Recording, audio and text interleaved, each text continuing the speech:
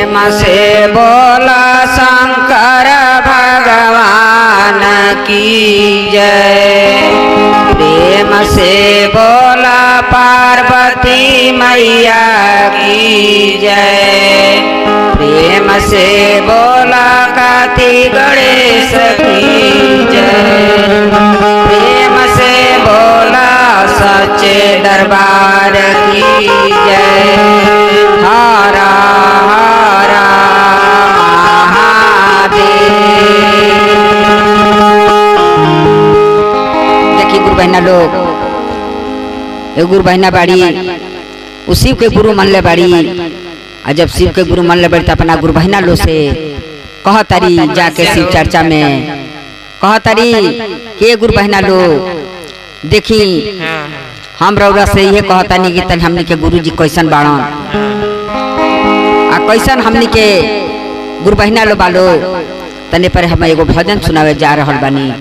वो भजन के रउआ सब गुरु बहना लो ध्यान से सुनब, लास्ट में सुनब आ सुन के लास्ट में रउआ सब हर हर महादेव कमेंट में जरूर लिखब सब। देखी भजन के भाव का बा जातनी सब सुनी। कैसन होला भांग के पतैया, कैसन गोर जे मोर। अरे कैसन होले गोर बहिना ढरता नैनवा से लो। कैसन होले गुरु बहिना ढरता नैनवा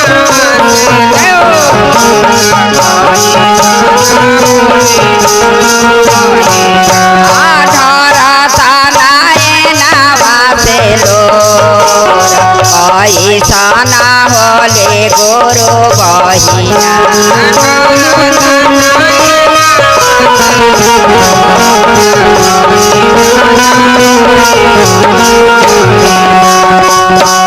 हरियर होला भांग के पतैया,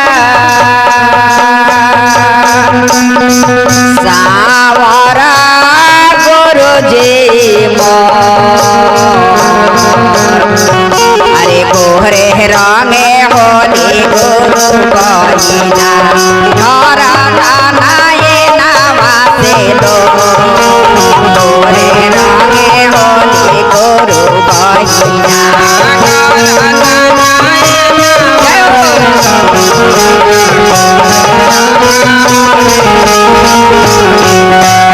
ढरता नैनवा से लो। गोहरे रंगे होली गुरु बहिना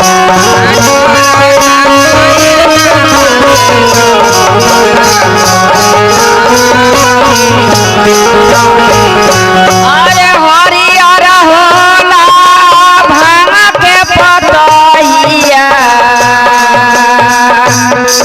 सावरा गुरु जी मोर। अरे गोहरे रंगे होली गुरु बहिना ढरता नैनवा से लो। गोहरे रंगे होली गुरु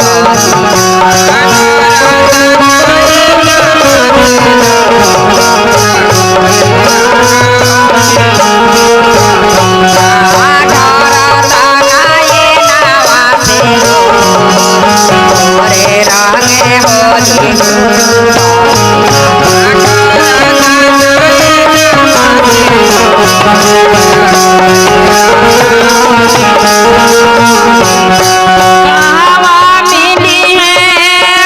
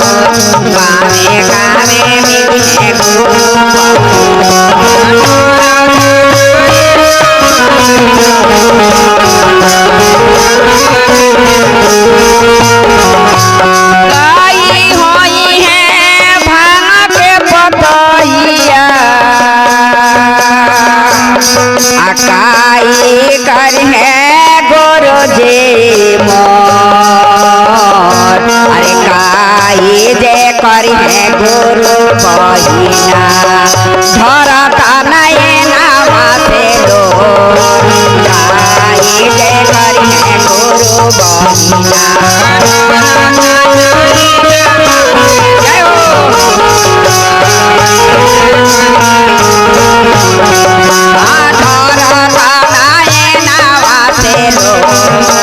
काई जे करी है गुरु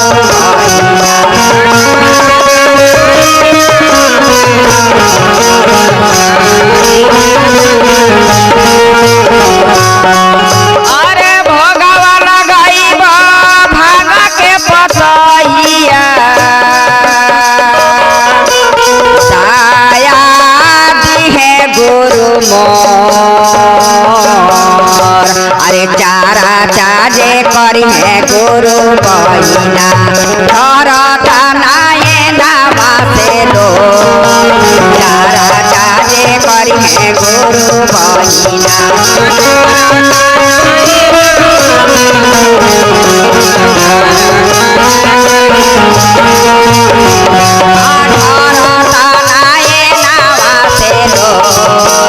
चारा चाजे करी है गुरु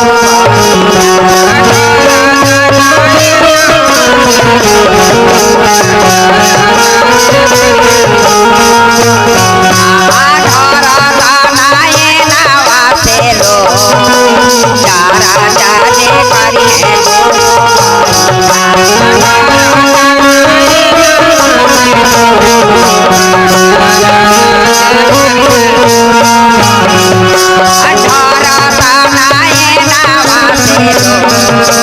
चारा चाजे करी है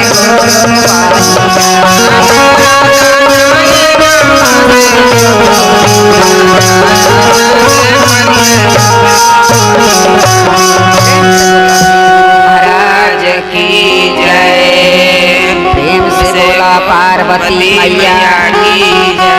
प्रेम से बोला सच्चे दरबार की जय।